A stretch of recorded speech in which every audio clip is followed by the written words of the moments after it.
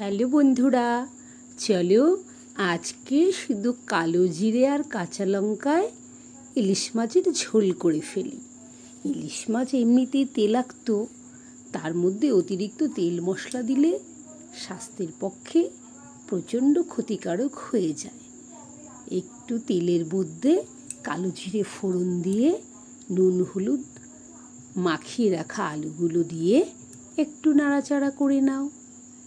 তারপর 4টে কাঁচা লঙ্কা চেরা আর একটু নাড়াচাড়া।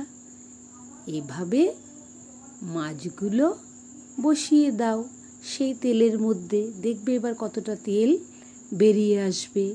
মাছের তেলেই মাছ রান্না হয়ে যাবে।